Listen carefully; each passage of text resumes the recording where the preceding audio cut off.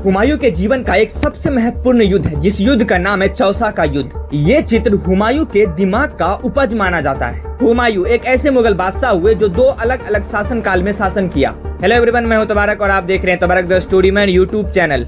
हुमायूं का जन्म 6 मार्च 1508 ईस्वी में काबुल के माहम बेगम के गर्भ से हुआ और इनके पिता का नाम बाबर था। बाबर के 4 पुत्र थे, हुमायूं, कामरान, अस्करी और हिंदाल। हुमायूं बादशाह बनने से पहले बदखसा प्रदेश का सूबेदार था और हुमायूं का राज्याभिषेक 30 दिसंबर 1530 ईस्वी में आगरा में हुआ। हुमायूं एक ऐसे मुगल बादशाह हुए जो 2 अलग अलग शासन काल में शासन किया। पहला शासनकाल 1530 से 1540 ईस्वी तक और दूसरा शासनकाल 1555 ईस्वी से लेकर 1556 ईस्वी तक। और हुमायूं पूरे मुगल डायनेस्टी में इकलौता एक ऐसा बादशाह हुआ जिन्होंने अपने साम्राज्य का विस्तार अपने भाइयों के बीच किया। हुमायूं अपने भाई कामरान को काबुल और कंधार का क्षेत्र दिया, अस्करी को संभल और हिंदाल को अलबर का क्षेत्र दिया और अपने चचेरे भाई सुलेमान मिर्जा को बदखसा का प्रदेश दिया। और हुमायूं एक ऐसा मुगल बादशाह है जो ज्योतिष में विश्वास करता था और दिन के हिसाब से वो कपड़ा पहना करता था। मुगल चित्रकला की नींव हुमायूं के समय में ही पड़ी थी। मुगल का प्रमुख प्रथम चित्र दास्ताने अमीर हमजा है।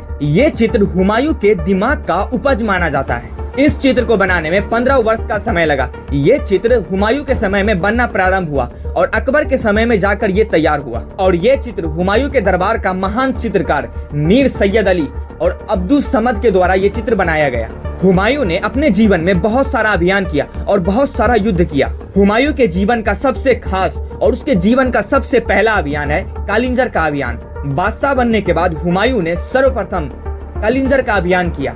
इस समय यहाँ का शासक था प्रताप रुद्रदेव। इसी अभियान के दौरान हुमायूं को पता चला कि बिहार के अफगानी मुल्क के शासक महमूद लोदी बिहार से जौनपुर की तरफ आगे बढ़ रहा है। तो हुमायूं ने प्रताप रुद्र से एक मोटी रकम लेकर एक समझौता किया और उस समझौते के बाद हुमायूं फिर से अपने साम्राज्य लौट गया। उसके बाद 1532 ईस्वी में हुमायूं और महमूद लोदी के बीच दोहरिया में एक युद्ध हुआ, जिसे इतिहास में दोहरिया का युद्ध के नाम से जाना जाता है। और इस युद्ध में हुमायूं की जीत हो गई और महमूद लोदी हार गए। और हुमायूं ने अपने जीवन में जितने भी युद्ध और अभियान किए वो सारे युद्ध बहुत महत्वपूर्ण है, जिसमें से एक है चुनार का किला। हुमायूं ने 1532 ईस्वी में चुनार के किला का घेराबंदी किया। इस समय यहाँ के शासक शेर शाह सूरी हुआ करते थे। तो हुमायूं ने शेर शाह सूरी से समझौता करते हुए एक मोटी रकम ली। शेर शाह सूरी से समझौता करने के बाद हुमायूं ने 1534 ईस्वी में बिहार में विद्रोह करने वाले महमूद जमान मिर्जा और महमूद सुल्तान मिर्जा के विद्रोह को दबा दिया। फिर हुमायूं ने 1535 से 36 ईस्वी में गुजरात का अभियान किया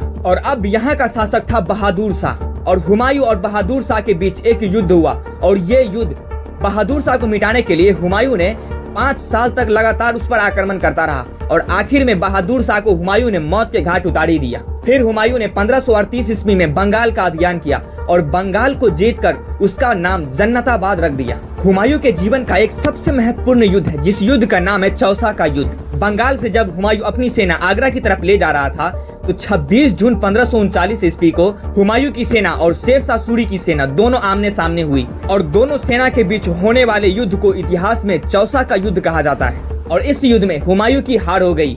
हारने के बाद हुमायूं अपनी जान बचाकर भागने लगा और भागने में निजाम खान ने हुमायूं की मदद की थी। तो जब दोबारा से हुमायूं बादशाह बना तो निजाम खान को एक दिन का सुल्तान बना दिया। तो जब निजाम खान एक दिन का सुल्तान बन गया तो सुल्तान बनने के बाद उन्होंने अपने समय में एक चमड़े का सिक्का जारी किया। और हुमायूं के जीवन का एक और युद्ध है, जिस युद्ध के बाद भारत में एक नए वंश की स्थापना हुई और इस युद्ध का नाम है कन्नौज या बिलग्राम का युद्ध। ये युद्ध 1540 ईस्वी में हुमायूं और शेर शाह सूरी के बीच हुआ था और ये युद्ध हुमायूं के जीवन का वो आखिरी युद्ध था जिस युद्ध के बाद भारत में सूरी वंश की स्थापना होने वाली थी। और इस युद्ध में हुमायूं की हार हो गई और हुमायूं के हारने के बाद भारत में मुगल सत्ता का कुछ समय के लिए अंत हो गया था। और इस युद्ध को जीतने के बाद शेर शाह सूरी ने दिल्ली और आगरा पर अपना कब्जा कर लिया और भारत में एक नए वंश की स्थापना कर दी, जिस वंश का नाम था सूरी वंश। लेकिन जब हुमायूं युद्ध हारने के बाद भारत से भागा तो 1540 से 45 ईस्वी के बीच हुमायूं ने निर्वासित जीवन व्यतीत किया।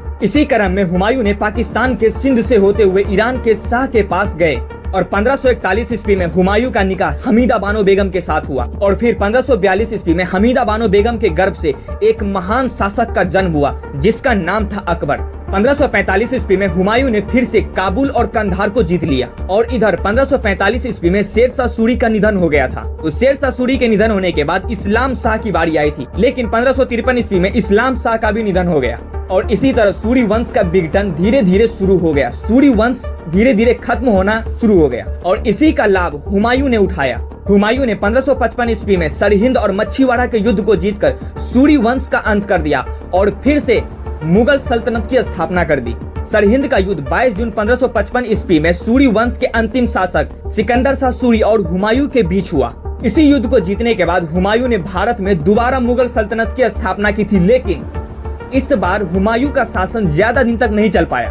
हुमायूं ने दिल्ली में दीन पनाह नामक नगर बसाया और पुस्तकालय का निर्माण करवाया। दीन पनाह नगर बसाने के बाद उसमें जो पुस्तकालय बनाई गई थी, उसी पुस्तकालय में हुमायूं घूमने गया था और घूमने के बाद उस पुस्तकालय से जब वो सीढ़ियों से उतर रहे थे तो उसी सीढ़ी से उनका पांव फिसल गया और पांव फिसलने के बाद हुमायूं जमीन पर लड़खड़ाकर गिर गए और इसी वजह से हुमायूं की मृत्यु हो गई। और हुमायूं के निधन होने के बाद लेनपुल नामक इतिहासकार ने लिखा है कि हुमायूं जीवन भर लड़खड़ाता रहा और अंततः लड़खड़ाने के कारण ही उनकी मृत्यु हो गई। हुमायूं का मकबरा दिल्ली में है और इसी मकबरे पर ईरानी संस्कृति का प्रभाव देखने को मिलता है। हुमायूं का मकबरा हमीदा बानो बेगम के द्वारा बनाया गया था और इस मकबरे का वास्तुकार मिर्जा गयास बेग था और ये मकबरा ऐसा था कि इसी मकबरे को मुगलों का कब्रिस्तान कहा जाता है, क्योंकि यहाँ पर मुगल राज परिवार के अनेकों लोगों को दफनाया गया है और इसी मकबरे को ताजमहल का पूर्वगामी और अग्रगामी भी कहा जाता है। तो उम्मीद है कि ये बात आपको समझ में आएगी और ये कहानी आपको अच्छी लगी होगी। इतिहास से रिलेटेड ये वीडियो, तो हो सकता है कि मैंने कुछ पॉइंट गलत बता दिया हो, तो जो भी पॉइंट आपको गलत लगता है वो हमें कमेंट में जरूर बताएं ताकि मैं इसे अगली वीडियो में सुधार कर दूं। उम्मीद है कि ये बात आपको समझ में आएगी। तब तक के लिए इतना ही, फिर मिलते हैं अगली वीडियो में।